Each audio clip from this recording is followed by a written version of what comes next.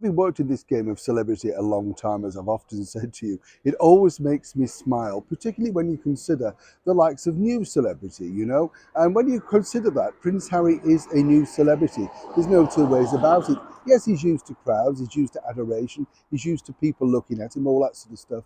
But this is a brand new world that he moves into. And it's very hard to acclimatize yourself because really what you like, whatever people, say, is that you really want attention. It's something that you desperately are looking for all the time.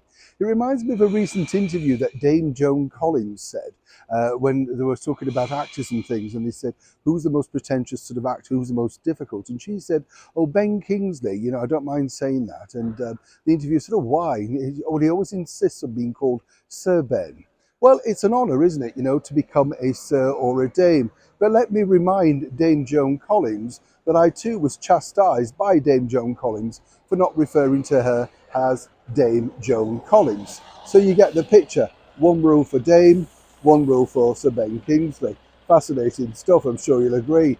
Back to Harry and Meghan, though, this is where it gets truly interesting. Truly could be part of the reason as to why a lot of people are reluctant, dare I say, to invite them to various events. Harry and Meghan, as we now know, come with a bit of, shall we say, baggage, to say the least. A lot of people are very nervous to speak in case, of course, it's reiterated back into the pages of an autobiography or indeed a docu-series, And then, of course, there's Meghan's attire. A lot of people are incredibly cruel about the clothes that she wears. As I've said to you before, I'm no fashion expert, not quite sure why she's wearing such heavy woolen clothing when everybody else is in shirt sleeves and summer dresses. Perhaps there's some kind of deal going on there. As ever, love to know your thoughts on that. But you see, the bigger problem that you have, and this is really what happened to the other ex-royal who was ostracized for so many years, was simply this: you have to make yourself attentiveness, don't you? You have to make yourself noticed. Now, according to a very well-placed source, when they went to that recent event alongside Ellen DeGeneres and Kevin Costner, Oprah Winfrey, you'd have to agree, all big stellar names at a fundraising event, a first responders event, a charity do where rich people tell you that you need to dig deep in order to make them feel good about themselves, while they're telling you to dig deep to make feel good about themselves. You get the picture.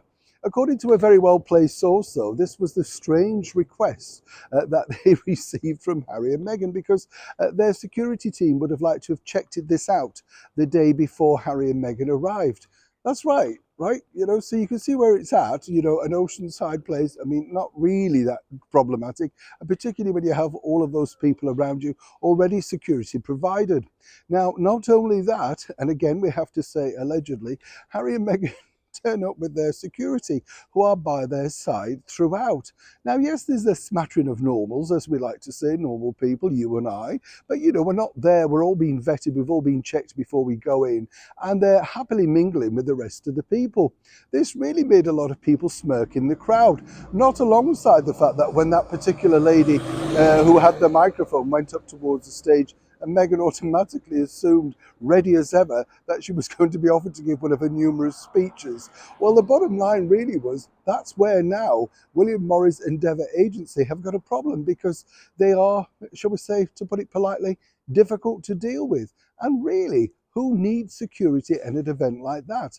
But you see, this is also playing into the hands of Harry's battle with the Home Office and, of course, His Majesty's government over here, proving that he can't simply leave the house without being surrounded by security, even when it's surrounded by, allegedly, so-called friends like Ellen, Oprah, and that new shiny best friend, Kevin Costner.